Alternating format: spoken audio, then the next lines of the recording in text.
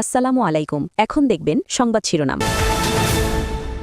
ইসরায়েলে গুরুত্বপূর্ণ স্থাপনা লক্ষ্য করে ভারী ক্ষেপণাস্ত্র ছুড়েছে ইরান। ব্যাপক ক্ষয়ক্ষতির দাবি, পূর্ণ শক্তিতে তেহরানে হামলা চালানো হচ্ছে দাবি মার্কিন প্রেসিডেন্ট। যানবাহনে জ্বালানি বিক্রির সীমা বেঁধে দিয়েছে বিপিসি, অহেতুক মজুদ না করার আহ্বান। প্রধানমন্ত্রীর প্রথম ইফতার আয়োজন, কূটনীতিকদের সম্মান। জাতিসংঘ সাধারণ পরিষদে বাংলাদেশের প্রার্থীকে সমর্থন দিতে সদস্য দেশগুলোর প্রতি আহ্বান।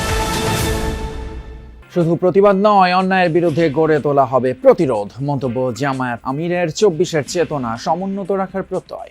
এতক্ষণ শুনছিলেন সংবাদ শিরোনাম, এবারে শুনবেন বিস্তারিত। ইরানের একের পর এক মিসাইল হামলায় কেঁপে উঠল ইসরায়েল। শুক্রবার বেন গুরিয়ন বিমানবন্দর, হাইফা পোর্ট সহ রাজধানী তেল আবিবের বিভিন্ন স্থানে ক্ষেপণাস্ত্র হামলার কথা জানিয়েছে ইরানের বিপ্লবী গার্ড বাহিনী।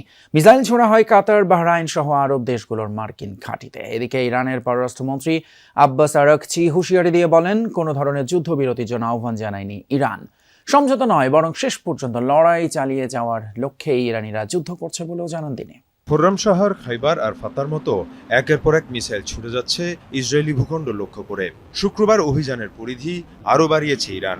তেল আবিব সহ ইসরায়েলের বিভিন্ন স্থানে সফলভাবে আঘাত হানে এসব ক্ষেপণাস্ত্র। বিশেষ করে ইসরায়েলের রাজধানীর কেন্দ্রস্থল এবং বিভিন্ন বাণিজ্যিক অবস্থানে বিস্ফোরিত হয় এসব মিসাইল।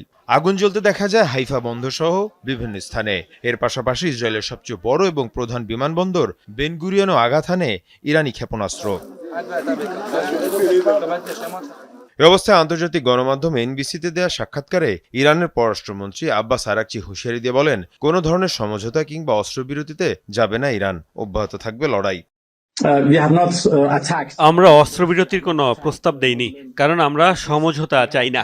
এই লড়াই চলবে। ইরানের ভূখণ্ডেই ইসরায়েল ও যুক্তরাষ্ট্রের পতন হবে। এদিকে অব্যাহত আছে আরব দেশগুলো অবস্থিত মার্কিন ঘাঁটিতে ইরানের ড্রোন ও ক্ষেপণাস্ত্র হামলা। রাতে কুয়েতের আল সালিম মার্কিন ঘাঁটিতে ব্যাপক হামলা চালানো হয়। এর পাশাপাশি জর্ডানের ইরবিদ শহরেও চলে আইআরজিসির অভিযান। এ অবস্থায় মুসলিম দেশগুলোর ওপর কোনো ধরনের হামলা হয়নি বলেও দাবি তেহরানের। আমরা কোনো আরব দেশে কিংবা মুসলিম রাষ্ট্রে হামলা করিনি। আমরা অভিযান চালিয়েছি এসব দেশে থাকা মার্কিন সামরিক ঘাঁটিতে। এর পাশাপাশি বাহরাইন ও সংযুক্ত আরব আমিরাতে হামলা চালিয়েছে আইআরজিসি। শুধু কাতারেই ছোড়া হয় 14টি ব্যালিস্টিক মিসাইল ও 4টি ড্রোন। আরব আমিরাতের বিভিন্ন স্থান টার্গেট করে 150 ড্রোন ও মিসাইল ছোড়া হয়। ইরানের শীর্ষ নেতাদের অবস্থান করা সামরিক বাংকারে ভয়াবহ হামলা চালিয়েছে ইসরায়েল ও যুক্তরাষ্ট্র। তেহরান সংশ্লিষ্ট এলাকায় অবস্থিত এই বাংকার ধ্বংসে অর্ধশত যুদ্ধ বিমান অংশ নেয়। ক্ষেপণাস্ত্র এবং বিমান হামলার শিকার হচ্ছে দেশটির আবাসিক বিভিন্ন এলাকা। স্বেচ্ছাসেবী সংগঠন রেড ক্রিসেন্ট বলছে, অভিযান শুরুর পর থেকে এখন পর্যন্ত টার্গেট করা হয়েছে ইরানের 3600-রও বেশি বেসামরিক স্থাপনা, আর নিহতের সংখ্যা বেড়ে দাঁড়িয়েছে 1332। যানবাহন প্রতি দিনে জ্বালানি তেল বিক্রির পরিমাণ নির্ধারণ করে দিয়েছে বাংলাদেশ পেট্রোলিয়াম কর্পোরেশন, বিপিসি। সংস্থাটি জানিয়েছে, জ্বালানি তেলের কৃত্রিম সংকট সৃষ্টি বা মজুত করে রাখার চেষ্টা হলে আইনানুগ ব্যবস্থা নেওয়া হবে। এদিকে গুজবে কান না দিয়ে বা অতিরিক্ত হয়ে আতঙ্কিত হয়ে জ্বালানি কেনা থেকে বিরত থাকার আহ্বান জানিয়েছেন বিদ্যুৎ ও জ্বালানি প্রতিমন্ত্রী। জ্বালানি তেল সংকটের আশঙ্কায় দেশের বিভিন্ন এলাকায় পেট্রোল পাম্পগুলোতে দেখা দিয়েছে দীর্ঘ লাইন। সকাল থেকেই মোটরসাইকেল, প্রাইভেট কার ও গণপরিবহনের চালকেরা জ্বালানি নিতে ভিড় করছেন পাম্পগুলোতে। তবে সংশ্লিষ্টরা বলছেন, দেশের জ্বালানি তেলের সরবরাহ স্বাভাবিক রয়েছে, আতঙ্কের কোনো কারণ নেই। শুক্রবার রাজধানীর বিভিন্ন পেট্রোল পাম্প পরিদর্শন করেন জ্বালানি মন্ত্রী ইকবাল হাসান মাহমুদ ও প্রতিমন্ত্রী অনিন্দ ইসলাম। আতঙ্কিত না হওয়ার আহ্বান জানিয়ে প্রতিমন্ত্রী বলেছেন, দেশে পর্যাপ্ত জ্বালানি তেলের মজুদ রয়েছে এবং সরবরাহ স্বাভাবিক রাখতে সরকার প্রয়োজনীয় পদক্ষেপ নিচ্ছে। আন্তর্জাতিক বাজারে যখন অস্বাভাবিক মূল্য বৃদ্ধি পেয়েছে, স্বাভাবিকভাবে এটি অর্থনীতির উপর একটি চাপ তৈরি করছে। সমন্বয়ের প্রয়োজনীয়তা দেখা দিতে পারে। আমরা চেষ্টা করব যতক্ষণ পর্যন্ত তেলের মূল্য বৃদ্ধি না করা যায়, আমরা সেটুকুই চেষ্টা করব। একান্ত যখন পারবো না, সেটি অবশ্যই জনগণের সাথে আমরা সেটা শেয়ার করব। দুশ্চিন্তাগ্রস্ত হওয়ার কোনো কারণ নেই। আমরা যদি আমাদের স্বাভাবিক চাহিদা অনুযায়ী আমরা তেল নেই পেট্রোল পাম্প থেকে, আমি মনে করি সংকট আগামীতে হবে না ইনশাআল্লাহ। এদিকে ফিলিং স্টেশন থেকে দৈনিক যানবাহন প্রতি তেল বিক্রির পরিমাণ নির্ধারণ করে দিয়েছে BPC. Motorcycle 2 litre, private car 10 litre, microbus 25 litre, pickup local bus পাবে 80 লিটার। এছাড়া আন্তঃজেলা বাস, ট্রাক 220 লিটার পর্যন্ত তেল পাবে। সময় ধরে চলে এই বাকবিতণ্ডা। পিকআপ চালকদের অভিযোগ, ডিজেল সরবরাহ বন্ধ রেখেছে পাম্প কর্তৃপক্ষ। এখানে মিলছে শুধুই অকটেন। কথা বলে জানা গেল বিকেলেই ফুরিয়ে গেছে ডিজেলের মজুদ। আমরা চাইছি 500-1000 টাকার করে তেল দেন, আমরা এখান থেকে ঢাকার বাইরে বেরি, তারপর আমরা ব্যবস্থা করতেছি। বৃহস্পতিবার সরকার সাফিসিয়েন্ট তেল দিতে পারে নাই, ডিজেল, যার কারণে এখন পাবলিকেরও সাফিসিয়েন্ট তেল দেওয়া যায় সম্ভব নয়। অকটেন যতক্ষণ পর্যন্ত সাফিসিয়েন্টভাবে সরকার নির্দেশনা, প্রথম আলোতে নির্দেশনা পত্রিকায় দিয়েছে অনুযায়ী আমরা দিতে আছি। প্রাইভেট কারে 10 লিটার আর মোটরসাইকেলে 2 লিটারের বেশি জ্বালানি নয়।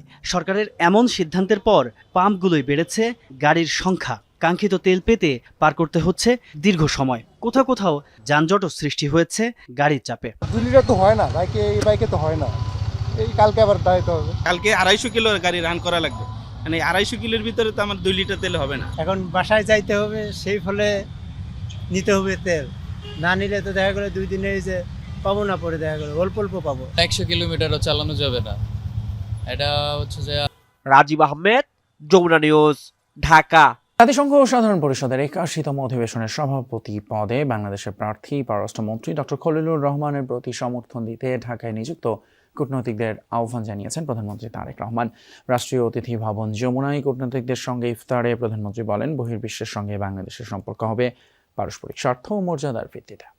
রমজানের শুরু থেকেই রাজনৈতিক দল হিসেবে বিএনপি নানা পেশাজীবী ও দলীয় অঙ্গ সংগঠনের উদ্যোগে ইফতার মাহফিলের আয়োজন করত, কিন্তু এবার ব্যতিক্রম। সরকার গঠনের পর কৃচ্ছ্রতা সাধনের অংশ হিসেবে এমন আয়োজন থেকে বিরত থাকার নির্দেশ দেন প্রধানমন্ত্রী তারেক রহমান। সরকার প্রধান হিসেবে নিজের বরাদ্দকৃত বাসভবন যমুনায় আনুষ্ঠানিকভাবে না উঠলেও প্রথম কোনো আয়োজন করলেন কূটনীতিকদের সম্মানে।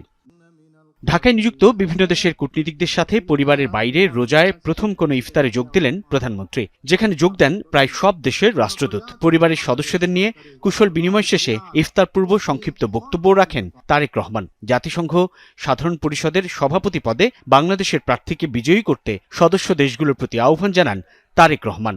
To introduce our candidate for the presidency of the 81 session of the United Nations General Assembly, Foreign Minister Dr. Khalilur Rahman. Through this nomination, we demonstrate our enduring revolt for constructive global engagement. I look forward to your government's support to his candidature.